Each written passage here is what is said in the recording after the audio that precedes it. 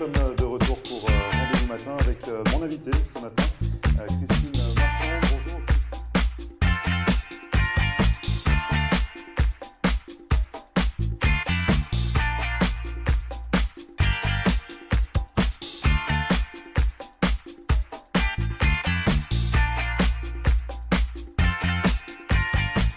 Bonjour à tous, bienvenue, merci de regarder Rendez-vous Matin. Nous sommes le mercredi 16 août et aujourd'hui, comme chaque mercredi, nous allons ouvrir notre rubrique hebdomadaire consacrée à l'immigration aux États-Unis et nous attaquons tout de suite cette seconde partie de l'émission spéciale que nous consacrons à votre installation sur le territoire américain.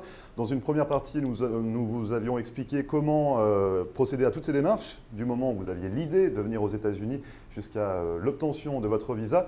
Et maintenant, nous allons tout vous expliquer du moment où vous avez obtenu ce visa, qu'est-ce qu'il vous reste à faire. Et pour répondre à toutes ces questions, comme chaque semaine, Maître Marcel Poirier viendra vous aiguiller sur ces questions d'immigration. Et puis en seconde partie, vous le savez, on passera à table avec Sylvie Delenclos qui nous a concocté cette semaine sa recette du baba au rhum.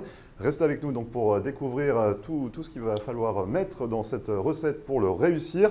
Et puis juste avant, c'est la météo avec un ciel encore bien dégagé pour aujourd'hui, beaucoup de soleil. De la chaleur, comme toujours, un petit peu dans le sud de la Floride actuellement. Comptez 30 degrés sur Hollywood. On attend 33 degrés au plus fort de la journée, soit 91 degrés Fahrenheit. Ne bougez pas, on revient juste après ça.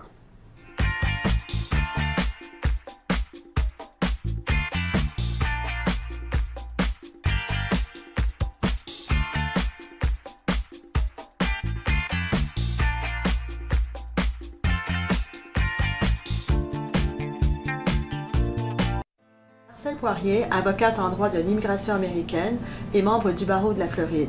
Ma vocation est de conseiller mes clients et de protéger vos intérêts afin que vous soyez en mesure de réaliser votre rêve américain qui est toujours bien vrai et réel aujourd'hui.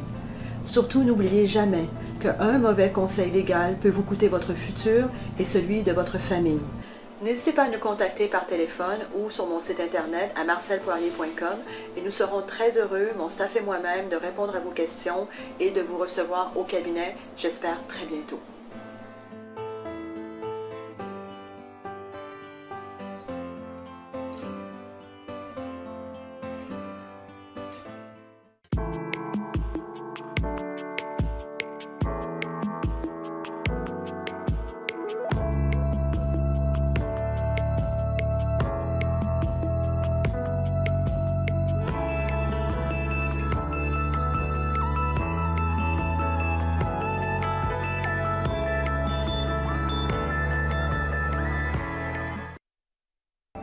En Floride, le luxueux yacht Lady G vous accompagne dans tous vos événements privés et corporate d'une capacité de 80 personnes à quai, une gastronomie préparée par un chef privé avec une formule dînatoire, d'excellents produits frais, du champagne et des vins français.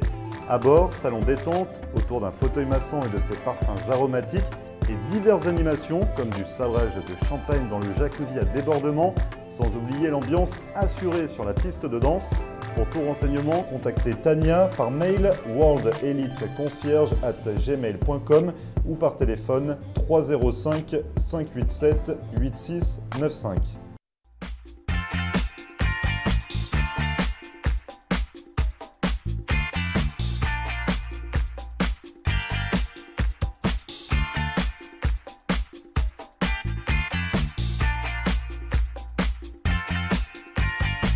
Merci à vous de regarder Rendez-vous Matin. Comme promis, nous ouvrons tout de suite notre rubrique hebdomadaire consacrée à l'immigration aux États-Unis avec Maître Marcel Poirier. Bonjour Maître. Bonjour Grégory. Et aujourd'hui, nous attaquons la seconde partie de notre émission spéciale Installation aux États-Unis. Alors là, on en est au moment où on a obtenu notre visa. Qu'est-ce qu'il nous reste à faire? Comment ça va se passer? Donc tout d'abord, je vais vous poser la question de savoir, du moment où on a le visa, on arrive avec notre famille aux États-Unis. Avant de franchir la frontière américaine, avant de passer la douane, comment il faut se préparer, quels documents il faut prévoir? Alors ça, les clients ont obtenu leur visa à l'ambassade ou au consulat général de leur pays. Alors souvent, les questions sont posées, qu'est-ce qui arrive aux douanes? Le fait d'avoir le visa démis dans le passeport ne veut pas dire nécessairement qu'il n'y aura pas d'autres contrôles. Alors la première arrivée aux États-Unis, Ça arrive rarement, mais ça peut arriver qu'ils demandent de voir le dossier complet avec les éléments qui ont été utilisés pour émettre le visa.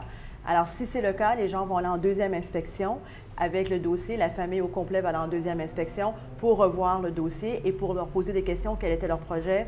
Quel type de visa ils ont? Qu'est-ce qu'ils vont faire? C'est un visa investisseur de parler de leur investissement, de leur position, ou un visa de travail, du travail qu'ils vont effectuer et où. Donc même si l'ambassade a validé, même si le visa a été émis dans le passeport, on peut avoir encore des questions sur son projet, savoir pourquoi on vient investir aux États-Unis, c'est encore possible ça? C'est ça. Alors il faut avoir, c'est toujours possible, il faut toujours avoir le dossier avec vous, surtout la première entrée. Ils peuvent le refaire par la suite, mais la première entrée, c'est important que les gens arrivent avec leur dossier en main. Alors voilà, là, ils ont passé les douanes. Il y a quelques années de ça, les gens devaient peut-être de se souvenir que dans l'avion, ils donnaient les cartons verts et les cartons blancs. Alors, les cartons ont été éliminés. Les cartons verts, c'était pour les gens qui arrivaient en touriste et les cartons blancs, pour les gens qui arrivaient avec un visa. Alors, tout ça a été éliminé par l'immigration américaine et c'est devenu un système électronique. Donc, on a quand même quelque chose à remplir au moment où on arrive sur le territoire? Non, il n'y a rien à remplir parce que maintenant, c'est fait électronique. Et au tout début, il donnait un petit papier bleu qui disait « Après votre entrée aux États-Unis, vous devez aller sur Internet ou vous connecter pour imprimer ce I-94 qui est très important. » Parce que le visa, c'est pour entrer aux États-Unis, mais sur le territoire américain, ce qui contrôle, c'est le I-94.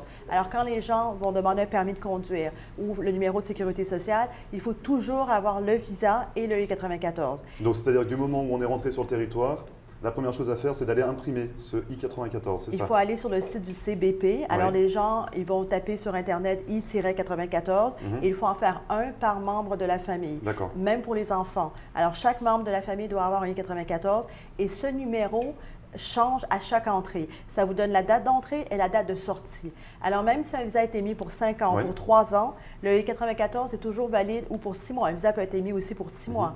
Le I-94 est toujours valide pour 2 ans, à moins que ce soit un B1, B2 ou que ça, c'est moins de 2 ans. Mais quand c'est un visa non immigrant, de travail ou investisseur, les I-94 sont pour 2 ans. Donc, c'est-à-dire pour un E2 qui est valable 5 ans. Au bout de 2 ans, on est obligé de ressortir du territoire et de re-rentrer? C'est ça. Il faut ressortir du territoire ou sinon faire une demande de continuation du 94. Mais ce que les gens ne savent pas, c'est que c'est très long de faire le renouvellement de l'intérieur des États-Unis du I-94. Il faut présenter un dossier entier pour expliquer pour le renouvellement du I-94. Alors, c'est plus facile de ressortir. Mais il faut faire attention que les enfants, s'ils ne ressortent pas avec les parents, que les parents fassent bien attention à leur I-94 et à leur date. Parce que des fois, les parents font des allers-retours assez régulièrement. Les enfants, non. Et les enfants se retrouvent à être illégaux sur le territoire, en quelque sorte. C'est ça, ils n'auront pas leur classification qui va avoir continué. Alors, il faut que les parents soient vigilants pour les enfants et de bien imprimer à chaque entrée parce que cette date change et cette date peut aller au-delà du visa. Alors, si quelqu'un sort, par exemple, 6 mois avant l'expiration du visa, le I-94 peut être valide de 2 ans au-delà du I-94, sauf qu'après, si le visa est expiré, les gens ne peuvent plus sortir. Ils ont le droit de rester sur le territoire américain parce que le I-94 est valide, mais s'ils le ressortent, ils sont obligés de passer par l'ambassade avant de pouvoir revenir. Donc ça, c'est ce qu'il faut bien retenir, l'I-94, bien imprimer, faire attention aux dates sur l'I-94. Quels sont les autres documents à se procurer tout de suite en arrivant aux États-Unis? Alors, pour la personne qui a obtenu le visa de travail ou le visa investisseur, la prochaine étape, c'est d'aller au bureau de Social Security, assurance sécurité sociale, avec le visa et le I-94. Les enfants n'auront pas le droit à un Social Security Number, un numéro de sécurité sociale, parce qu'ils sont dépendants, à moins qu'ils aient un permis de travail ou une autre autorisation de travail. Les enfants et les épouses qui n'ont pas le permis de travail n'auront pas le droit au numéro de sécurité sociale. Donc, ça va les empêcher de passer le permis de conduire ou des choses comme ça? Non. Le permis de conduire, ils peuvent quand même le faire avec leur visa et leur I-94, mais c'est beaucoup plus compliqué parce qu'ils demandent le numéro de sécurité sociale. Quand ils vont au bureau, il faut qu'ils y aillent en personne. Ce n'est pas quelque chose qui est fait par Internet. Il faut qu'ils présentent leur passeport, il faut qu'ils présentent leur I-94 et un formulaire à compléter. Il faut y aller en personne à n'importe quel bureau local. C'est la première étape. Première chose, parce qu'ici, tout fonctionne avec le numéro de sécurité sociale. Oui. Alors, une fois qu'ils ont fait ça, pour les époux-épouses, par exemple des E2 ou des visas L1, il faut qu'ils demandent leur permis de travail. Le permis de travail est demandé une fois arrivés aux États-Unis. Ce n'est pas automatique, ce n'est pas intégré dans le visa. Alors, il faut que quand ils arrivent, sur les territoires américains, d'envoyer la demande du permis de travail. Et quand le permis de travail est accordé, c'est là... Demander le numéro de sécurité sociale. C'est ça. Faire dans cet ordre. Dès qu'on a ce numéro de sécurité sociale, on peut demander un permis de conduire ou ouvrir un compte bancaire, c'est ça? On peut faire ça également? Pour le permis de conduire, dans certains États, comme la Floride, ils font un échange pour les permis de conduire français. Ceux qui ont déjà des permis de conduire, français ou canadiens, ils font un échange et c'est réciproque. Alors, ils vous donnent un permis de conduire automatique sans avoir à refaire les examens. D'autres États sont différents. Alors, il faut repasser le permis. Il faut s'informer à l'État où les gens vont s'installer, quels sont les critères pour le permis de conduire. Alors, ce n'est pas uniforme à travers les États-Unis. Alors, le permis de conduire, c'est souvent une des étapes importantes. Pour les enfants, ça devient un peu compliqué parce que souvent, ils demandent les numéros de sécurité sociale. Ils n'en ont pas. Alors là, il faut qu'ils aillent dans les bureaux locaux pour voir comment ça peut être fait. Ils y arrivent. Les gens peuvent y arriver quand même à avoir le permis de conduire, mais c'est plus difficile. Ce que je conseille toujours aux clients pour les enfants, c'est de demander au moins le numéro d'identification de taxes. Pour les enfants, qu'on appelle en anglais le ITN number, ITN en anglais. Alors, c'est ce qui nous permet de remplir les impôts chaque année, c'est ça? C'est ça. C'est ce qui permet aux parents de remplir les impôts avec les enfants. Et ce numéro-là est utilisé par identification pour tout ce qui est gouvernemental. Donc, peut servir sensiblement de numéro de sécurité sociale dans certains cas. Si le bureau de permis de conduire sont d'accord. Alors ça, c'est un des éléments que les gens devraient contacter un comptable pour ce fameux numéro de personnel d'identification de taxes. Tant qu'on parle des enfants, on peut parler des écoles également? Alors, les écoles, j'ai beaucoup de questions au téléphone, surtout à cette période de l'année. Les écoles publiques et les écoles privées. Les écoles publiques, il faut avoir une résidence ou un appartement ou une maison dans la zone qui est desservie par cette école. Alors, il faut faire attention parce qu'il y a des ratings alors, pour les écoles. Alors, si une école est bonne, ils vont côté A. Alors, il faut faire attention aux écoles. Le privé, les gens peuvent habiter où ils veulent parce que c'est du privé. Alors, prochaine étape, c'est surtout d'enregistrer les enfants à l'école, s'assurer qu'il y a de la place. Dans le public, normalement, ils sont obligés de les prendre dans le secteur où ils habitent. Le privé, c'est différent. Le privé, il peut avoir des listes d'attente et il peut avoir aussi des examens à passer.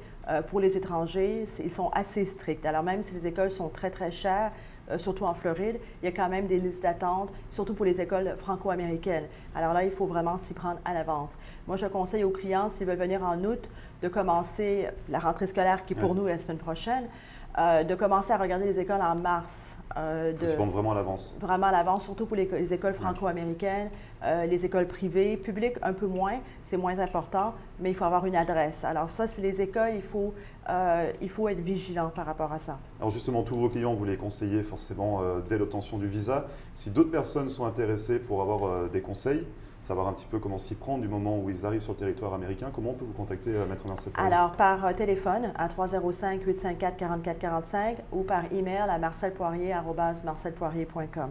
Et je rappelle également qu'on va pouvoir vous suivre en France à partir du 12 septembre pour une conférence spéciale sur le visa EB5. Alors, la semaine du 11 septembre, je vais être à Paris. Le 12, nous allons faire une conférence avec le Georges V au Four Seasons sur la carte verte EB5, la carte verte en direct. Et le 13 septembre, j'ai ouvert une journée complète de consultation. Spéciale consultation à votre cabinet à Paris. Alors, c'est pour tous les sujets. Les consultations, si les clients ont besoin de me rencontrer à Paris, contactez mon bureau. C'est le plus simple pour réserver une place pour la consultation. Donc, le 12, la conférence. Le 13, la journée de consultation. C'est ça. À Paris, en France. Merci beaucoup, Maître. On se retrouve très prochainement pour une nouvelle rubrique consacrée à l'immigration aux États-Unis. Merci beaucoup. Grégory. Et vous ne bougez pas, on revient juste après ça.